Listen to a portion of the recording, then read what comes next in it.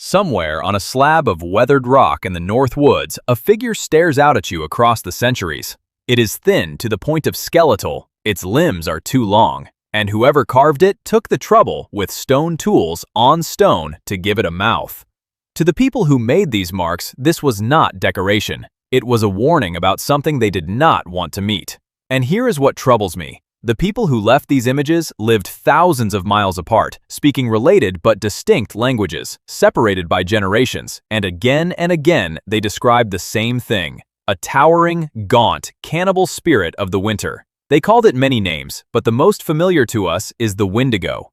So there are two ways to read a figure like that. The first is the comfortable one. It is folklore, a monster invented to keep children from wandering off in the dark, a moral tale dressed as a nightmare, the kind every culture on Earth produces. The second reading is the one that keeps historians and physicians arguing to this day, that behind the legend sits a real and recurring event, something that actually happened to real people in the frozen isolation of the northern forests, so consistently and so terribly that they built an entire spiritual framework around it and carved its face into rock so no one would forget.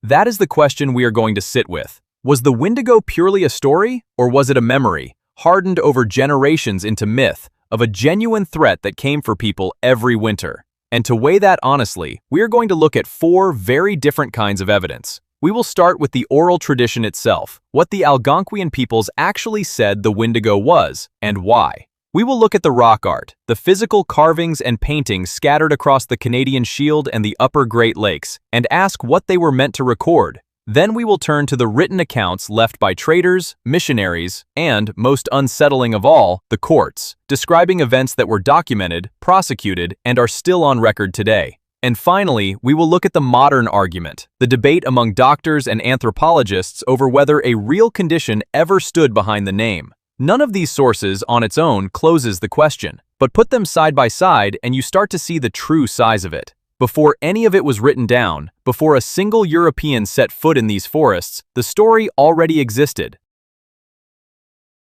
And to understand why the people here treated it as more than a tale, you have to understand the world they were surviving.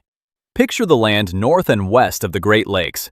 Dense boreal forest, endless lakes and rivers, and winters that do not simply get cold, they become a different kind of world entirely. For the Anishinaabe, the Cree, the Innu, the Ojibwe, and their relatives, the Algonquian-speaking peoples spread across an enormous stretch of the northern continent. Winter was the season that decided who lived and who did not. In the warm months, there was fish, game, wild rice, berries.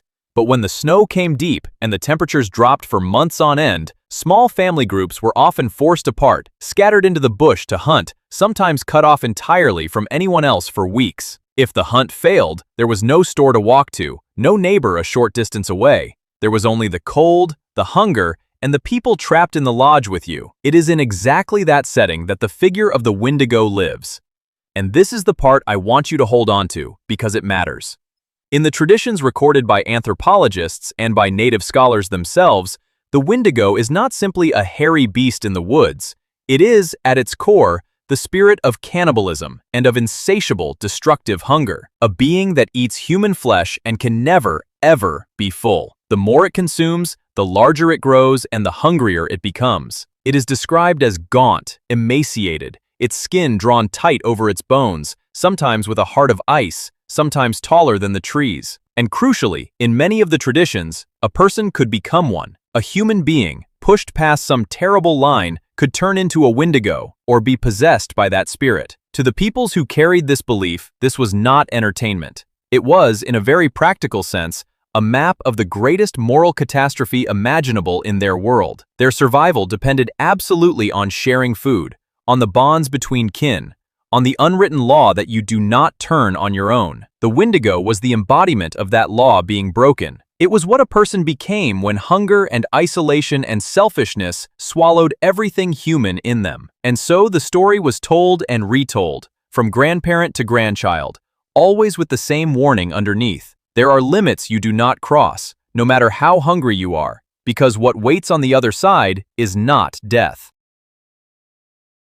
It is becoming the thing that hunts your own family. If you find yourself drawn to the stories that sit underneath the official version of history, the ones the textbooks tend to summarize in a single sentence and move past, consider subscribing, because this channel is built entirely on them. Now, the reason this legend deserves our careful attention, rather than a dismissive shrug, is that it was not one isolated tale in one small place. It spans an enormous geographic range and a long span of time, told in strikingly consistent terms by peoples who were not all in constant contact. That kind of consistency is exactly what makes a folklorist stop and look twice. So here is what we are going to weigh, piece by piece. We are going to look at what the physical rock art actually shows and whether it can be tied to this belief. We are going to examine the written record left by outsiders who had no stake in the legend but described its consequences anyway. We are going to confront the documented legal cases, real trials, real verdicts tied to this exact belief. And we are going to test the whole thing against the modern scientific argument over whether a genuine disorder ever existed at all. And that begins the moment the story stopped living only in spoken words and started leaving marks that outlasted the people who made them. Across the vast expanse of the Canadian Shield, that ancient spine of exposed bedrock stretching over much of central and eastern Canada and reaching down into the northern United States, there are thousands of sites of indigenous rock art. Some are petroglyphs, images carved and pecked directly into stone. Others are pictographs, painted onto rock faces, often in red ochre, that iron-rich pigment that has clung to these surfaces for centuries. These are among the most important physical records the Algonquian peoples left behind, and they are not random. They record spiritual beings, dreams, powerful figures from the sacred world, and the encounters people believed they had with them. Now, I have to be careful and honest here, because this is precisely the kind of place where the temptation to overstate is strongest. The interpretation of rock art is genuinely difficult. These images do not come with captions. When we look at a tall, thin, long-limbed figure pecked into a rock face, we are interpreting it, and different scholars, including indigenous knowledge keepers themselves, can read the same image in different ways.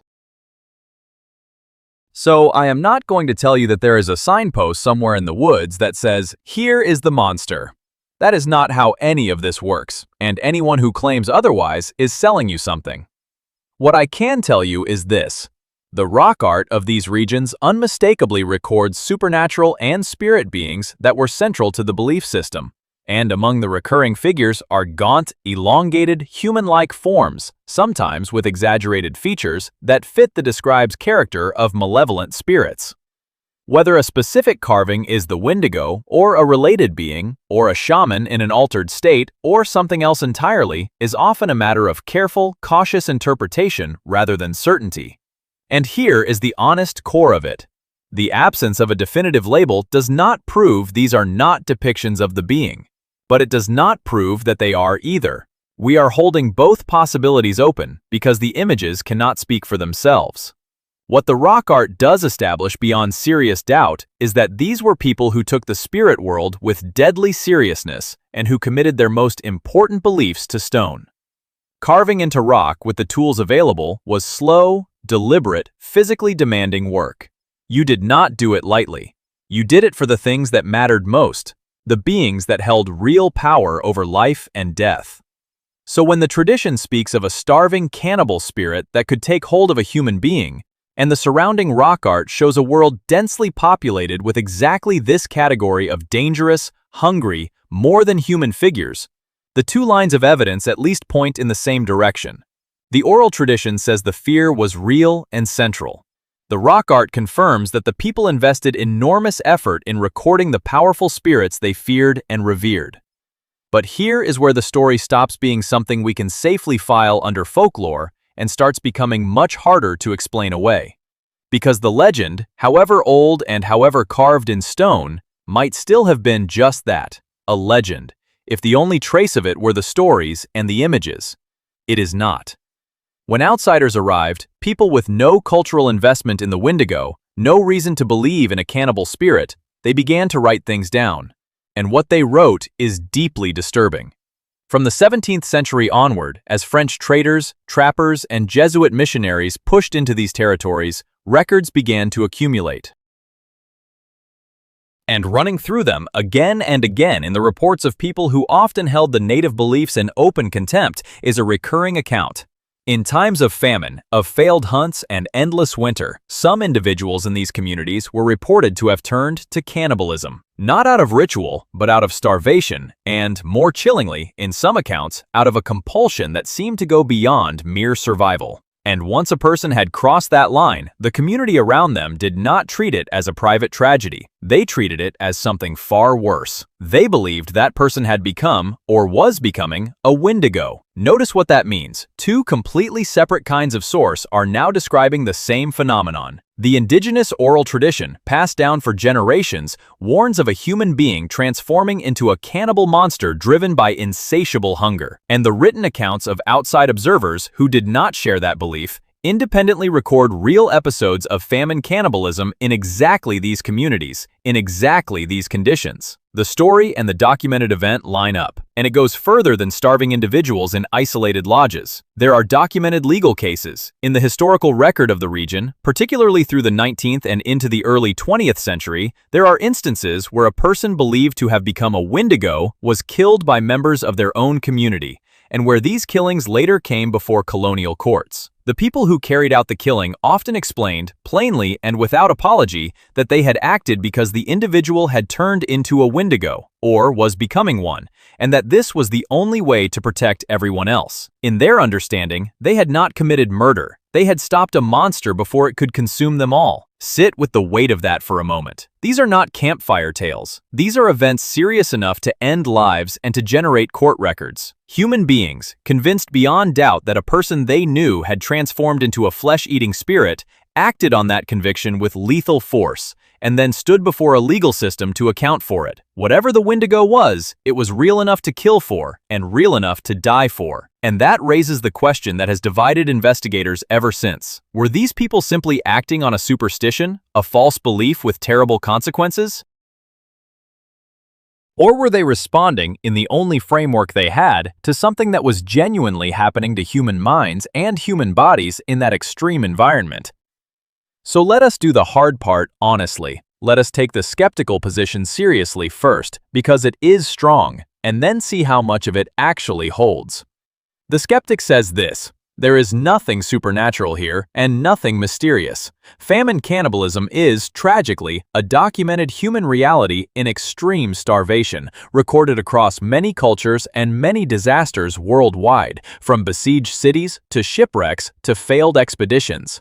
Put desperate, starving people into months of isolation with no food, and a small number of them, in horror and desperation, will do the unthinkable to survive. There is no monster in that. There is only human beings pushed past endurance. The Windigo, in this reading, is simply the story a culture told to make sense of that horror, to give a name and a shape to something too terrible to face plainly. And the killings? The skeptic says they were a community acting on a false belief, sometimes tragically, sometimes perhaps as a convenient cover for ordinary conflict, blaming a difficult or mentally ill person, labeling them a monster, and being rid of them. That is a serious argument, and I will not pretend it is weak, because it is not. Much of it is almost certainly true. Famine cannibalism did happen. The environment was exactly as brutal as described, and human beings absolutely do build stories to explain their worst experiences. But here is where it stops being so simple, because the skeptical account explains the physical act of cannibalism, and it explains the existence of a legend. What it struggles to fully explain is a specific, recurring pattern that observers described again and again. Because the accounts do not only describe people who ate human flesh to survive and were then ashamed of it. They describe something stranger, a change in the person. Individuals who, according to those who lived beside them, developed a compulsive craving for human flesh even when other food was available. People who reportedly began to see those around them as prey. A shift in behavior and personality so profound that the entire community, people who had known this individual their whole lives, became convinced they were no longer the same person at all. This is the detail that pulls the case back open every time you try to close it. It is one thing to eat in order to not die. It is another thing entirely to describe a person who has become fixated, transformed, hungering in a way that has crossed out of ordinary human experience. And this pattern was reported often enough and consistently enough that it forced a category of its own. In the 20th century, some anthropologists and psychiatrists proposed that this represented a genuine condition, a culture-bound syndrome they called Windigo psychosis. The idea was that within this specific cultural setting, and under these specific extreme pressures, individuals could develop an intense, delusional compulsion toward cannibalism, believing themselves to be turning into the monster of their own tradition. Now watch what happens when you dig into that, because it is a perfect example of why you should never take even the scientific version on faith. Because the very existence of Windigo psychosis as a real clinical condition is itself hotly disputed. In the later part of the 20th century, other researchers went back through the original cases that supposedly proved it, and found that many of them fell apart on close inspection. The evidence was thin, second-hand, filtered through outsiders, sometimes exaggerated, sometimes possibly invented or misunderstood. These critics argued that there was never any solid, documented case of a person with a genuine, food-available compulsion to eat human flesh. That what really existed was famine, ordinary starvation cannibalism, plus a powerful cultural belief, and that the two had been fused together by outside observers into a dramatic syndrome that did not truly exist as described. So look at where that leaves us.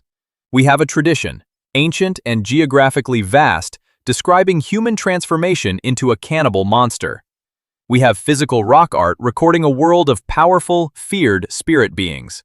We have written accounts and court records confirming that real cannibalism and real killings tied to this exact belief occurred. And then we have a modern scientific argument that swings back and forth, one side saying there was a genuine disorder behind it, the other saying the disorder was largely manufactured out of famine and folklore. Every layer both confirms something and destabilizes it. And so we come back to the central question, sharpened now rather than answered. Something real happened in those forests. Cannibalism happened. Killings happened.